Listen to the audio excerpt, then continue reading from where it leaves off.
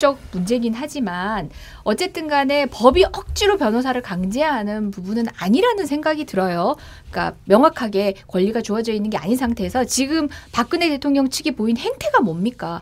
필요하지 않은 증인, 심지어 본인한테 불리할 것 같은 증인도 신청하겠다라고 하는 국면 아닙니까?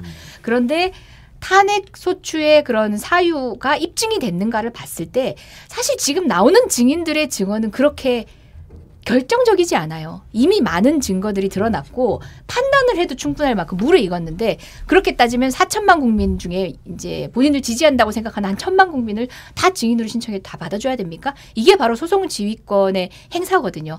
적절하게 행사해서 적절하게 끊을 필요가 있는 거고 그런 식의 소송 지연 작전의 일환으로 대리인 사임까지 이른다면은 대리인 없이 진행하는 것으로 하는 것이 상식에 부합하다는 생각이죠. 아까 누차 말씀하셨던 그런 방어권이라는 거 충분하게 기회를 주고 그래서 공정한 재판이어야 한다라는 측면에서는 충분히 기회를 줬다고 생각하고 그것마저도 내에 던져버린 것은 박근혜 대통령 측이었죠. 스스로 보려 하지 않으면서 나는 내게 기회를 안 줬다, 볼 기회를 안 줬다라고 하는 거는 참여할 기회를 안 줬다라고 하는 거는 그거는 국민들이 납득하지 않을 것 같아요. 근데 저는 좀 궁금한 게 있어요. 네. 지금 이 전체적인 대통령 측 대리인들의 소송 행태를 누가 기획하고 있을까요? 저는 우리 대통령 머리에서는 이런 게 잘 안 나오기는 어렵겠다 싶거든요. 그럼 과연 누가 이런 것들을 기획하고 혹시 김용민 변호사님이 기획하고 계시나요? 아닙니다. 근데 최근에 보면은 이 전체 관계자들이 누군가 진짜 조직적으로 관리되고 있다는 느낌을 받아요. 예를 들어서 최순실이 이런 얘기를 하거든요. 엮였다. 누군가 기획해서 우리를 한꺼번에 올가맨 거다. 그렇죠. 이런 취지의 발언을 하면 박근혜 대통령이 또 그렇죠? 비슷한 취지의 발언을 또 해요. 이번 방송을 통해서. 네. 그리고 나서 형사사건 변호사들이 또 기자회견에서 그렇죠. 또 비슷한 취지로 얘기해요. 그러니까 전체적인 메시지라든지 전략을 관리하는 누군가가 있어 보이고 또 그 내용이 굉장히 당사자들 사이에서 원활하게 지금 소통이 되고 있다는 추측을 그렇죠. 할 수 있습니다. 심지어 뭐 정호성이나 이런 사람들도 나와서 그 취지에 맞는 증언들을 맞습니다. 하고 있어요. 네. 아니 그러니까 이번에 그 최순실 비선실세께서 이것은 민주주의가 아니다. 연병하네. 그러니까 아니 그러니까 그 발언도 그냥 나온 게 아니잖아요. 네. 그러니까 최순실 씨가 특검으로부터 계속 소환 요청을 받고 체포영장 집행에 이르기까지 계속 버텼을 때는 이유가 있을 거고 그리고 그건가를 누군가가 전체적인 큰 그림을 그려서 너는 버텨라. 그리고 버티는 데는 이러이러한 사유로 버텨라. 라고 누군가 얘기했으니까 그랬을 거고 넌 이번에 나가서 이것은 그 특검이 자백을 강요하고 민주주의가 아니라고 네가 가서 한번 크게 한번 외쳐라. 그랬으니까 그랬을 거 아니겠어요? 네.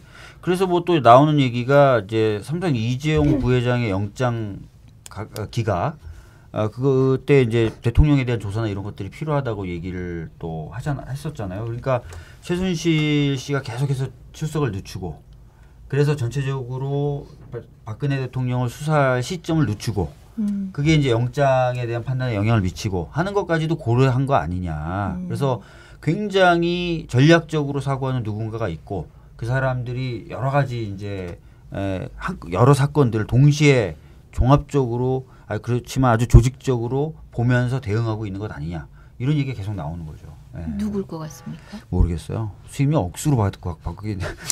변호사입니까? 변호사일 수도 있고요. 알고 계신가요?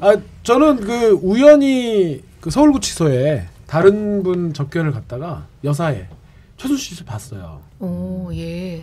근데 정말 이런 게 방송이 적절한지 모르겠는데 정말 피부가 좋으시더라고요.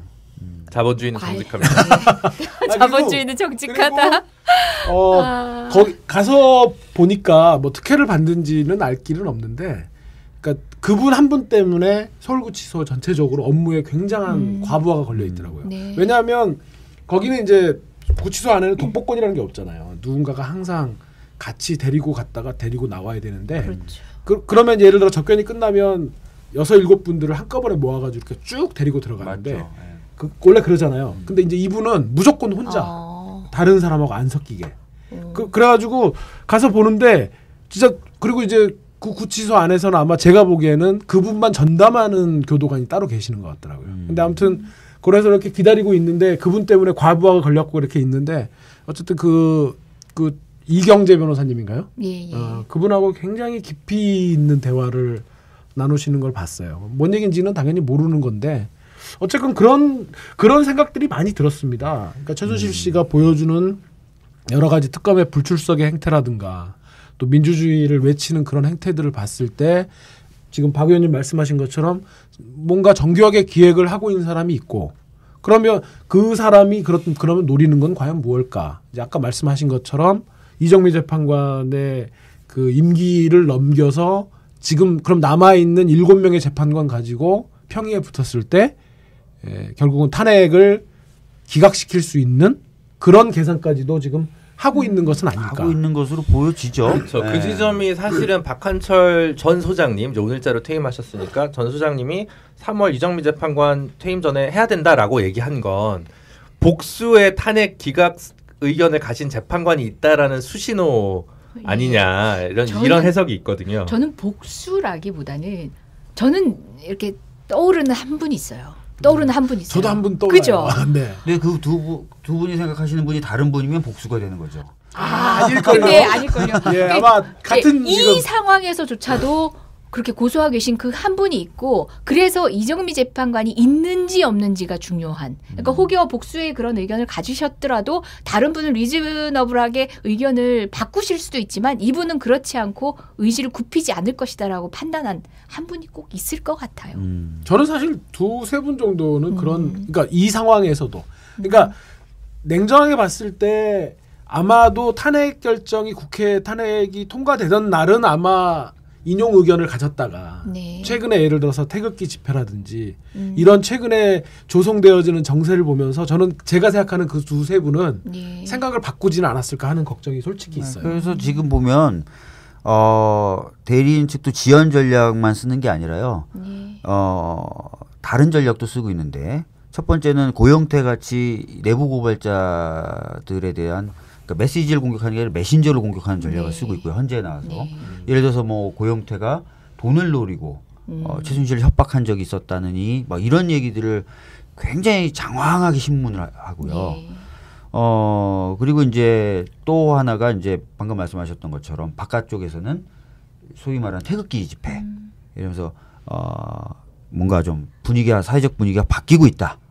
이런 메시지를 또 주려고 시도한 듯한 느낌을 또 받게 되고요. 그래서 이런 전략들이 또 복합적으로 지금 쓰이고 있는 것 아닌가라는 생각이 들어요.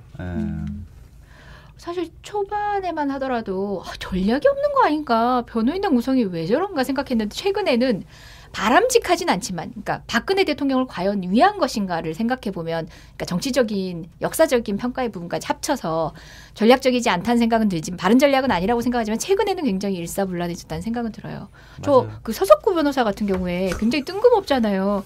그 대리인단의 의견은 아니다라고 얘기하긴 했지만 그분이 뭐 방송에 나와서 제 얘기도 하셨더라고요. 그래서 느닷없이 갑자기 정호성 핸드폰을 뭐 이렇게 까보면 뭐가 나오겠느냐 뭐 이런 얘기를 할 때 그러면은 이재정의 핸드폰을 까보면 뭐가 나오겠냐고 이렇게 얘기를 한 거예요. 느닷없이. 지금 서석구 변호사님이 굉장히 대리인하고 상관없는 존재라고 또는 그 발언이 그 당시 합의 안 된 거라고 예. 얘기는 하지만 가장 방송 활동을 열심히 한 분이 서석구 그렇죠. 변호사예요. 그러니까 예. 대통령 측하고 난 좀 대통령 측하고 완전히 생각이 똑같지는 않을 거야라고 하시면서도 각종 라디오 프로, 각종 종편에 출연하셔가지고 박근혜 대통령 불쌍하다, 뭐 억울하다, 저쪽의 기획이다, 뭔가 북한이 그렇죠. 이롭다 이런 취지의 발언들을 반복적으로 생산하고 계세요. 역할을 나눠 맡은 예. 걸 수도 있죠. 그래서 이제 그것도 제가 보기에는 처음에는 와 뜬금없다라는 느낌을 받았는데 계속해서 이분이 방송 활동을 하시고 나와서 동일한 취지의 메시지를 내보내시는 걸 봤을 때는 또 어떻게 보면 역할 분담상의 역할을 수행하는 것이다. 저는 또 이제 한 가지 좀 뭐랄까요 걱정되는 지점이 그 최근에 무슨 자유 민주 뭐 어쩌고 저쩌고 해가지고 제가 한번 저기 한국 자유회의라고요 그런 회의가 출범을 했는데 여기 들어가 계시는 분들이 무슨 조갑재 그 다음에 옛날에 그 서울대 정치학과 교수했던 총리했던 분 누구 있죠? 그 노재봉. 그 다음에 송복, 이영훈 교수. 그 다음에 차기환 변호사. 이분은 뭐 잘 아시잖아요. 세월호. 그 다음에 그 훈령 조작했던 이동복 그 1992년 남북 기본합의서 때 그다음에 유석춘 연세대 교수 이런 분들이 한국 자유학회라고 그래갖고 보수 언론 130명이 결집을 해가지고 이날 모여서 무슨 얘기를 했냐면 최근에 박근혜 대통령 탄핵을 둘러싼 과정에서 보면 법치주의가 위협을 받고 있다. 뭐 이런 말씀들을 하시면서 광장의 무슨 그 열기로 법치주의가 위협받고 있다 이런 말씀들을 하셨어요.